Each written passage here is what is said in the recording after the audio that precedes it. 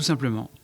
On n'a pas cherché à faire plus compliqué, on mise sur la notoriété et l'attractivité de la marque Vendée, avec tout ce que ça suppose, et puis avec une signature pour la campagne 2023, en Vendée, je suis vrai. Et là, on met le paquet sur l'accueil et l'authenticité. On met en évidence des personnalités, des caractères de la filière touristique, du producteur jusqu'à l'hôtelier, en passant par les sites touristiques. En général, les gens viennent en Vendée passer des vacances en famille, et donc c'est une cible qu'il nous faut adresser. Et puis, on cherche aussi à diversifier un petit peu cette clientèle en allant chercher les jeunes, parce que c'est une population qui n'a pas forcément le réflexe de venir en Vendée. Et puis également les CSP+, un acronyme pour dire qu'on cherche aussi des ménages qui ont des revenus un peu plus élevés et qui n'ont pas du tout l'habitude de venir en Vendée. Et donc on veut aussi chercher cette clientèle.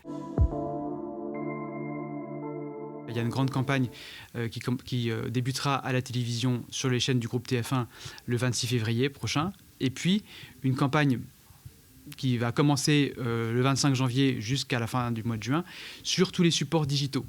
Et les supports digitaux, ce sont bien sûr les réseaux sociaux, Facebook, Instagram, TikTok, que vous connaissez bien, mais ce sont aussi sur les écrans d'ordinateur, sur les tablettes, la télé en replay, la télé segmentée, pour aller chercher ces clientèles. Et donc on s'adapte en fonction des horaires, en fonction des émissions, en fonction des supports, aux habitudes de ces clientèles. Alors la marque en Vendée, elle est faite pour tout le monde. Elle est faite d'abord, bien sûr, au départ, pour Vendée Tourisme, qui devient En Vendée.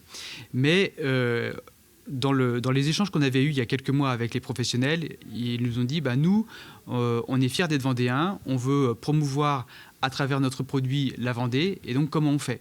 Et donc là, cette plateforme de marque partagée, c'est un peu technique, mais ça veut dire que concrètement, en fonction de la thématique de l'activité, puisqu'il y a des codes couleurs et pour adapter le logo, les professionnels vont pouvoir communiquer sur leurs produits, sur leur site, avec ce nouveau logo, cette nouvelle marque En Vendée.